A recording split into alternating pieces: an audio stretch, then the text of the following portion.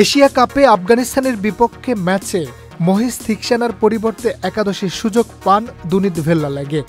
প্রথম ৩ ওভারে কিছুটা নিয়ন্ত্রিত বোলিং করলেও শেষ ওভারটি তার জন্য রীতিমতো দুঃস্বপ্নে পরিণত হয়। শেষ ওভারে আফগানিস্তানের মোহাম্মদ নবী তার করা ওভার থেকে ৫ ছক্কায় তুলে নেন ৩১ রান।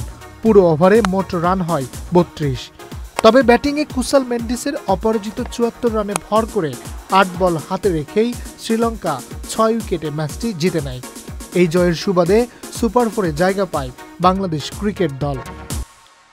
কিন্তু ক্রিকেট মাঠে বিজয়ের উচ্ছ্বাস ছড়িয়ে পড়ার মুহূর্ত কখনো কখনো জীবনে এমন এক আঘাত হানে যা সবকিছুকে থামিয়ে দেয়। আফগানিস্তানের বিপক্ষে রোমাঞ্চকর ম্যাচে শ্রীলঙ্কার জয়ে ম্যাচ শেষে যখন সতীর্থদের সঙ্গে উদযাপনের কথা, ঠিক তখনই দুনিত ভেল্লালাগে পেলেন জীবনের সবচেয়ে বেদনাদায়ক সংবাদ, বাবার মৃত্যু। একদিকে মাঠের উল্লাস, অন্যদিকে অপূরণীয় ব্যক্তিগত ক্ষতি। দুনিতের জীবনে এই দিনটি হয়ে রইল গভীর শোকের প্রতীক।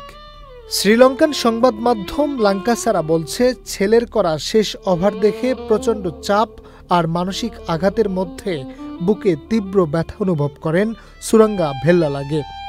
দ্রুত হাসপাতালে নেওয়া হলেও আর বাঁচানো যায়নি তাকে। এই দুঃসংবাদ ছড়িয়ে পড়তেই শ্রীলঙ্কার ক্রিকেট মহলে নেমে আসে শোকের ছায়া। তার বাবার অকাল মৃত্যু সবাইকে নাড়িয়ে দিয়েছে। এই ঘটনায় ভেল্লালাগেকে সমবেদনা জানিয়েছেন আফগানিস্তানের ক্রিকেটার মোহাম্মদ নবী। দুনিদের বাবা সুরাঙ্গা ভেল্লালাগে নিজেও একসময় প্রতিভাবান ক্রিকেটার ছিলেন।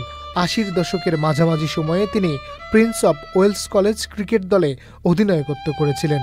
এদিকে বাংলাদেশি পেসার এবাদত হোসেন চৌধুরীর বাবা নিজামুদ্দিন চৌধুরী ১৮ সেপ্টেম্বর বৃহস্পতিবার সন্ধ্যায় ৭টার দিকে মারা যান।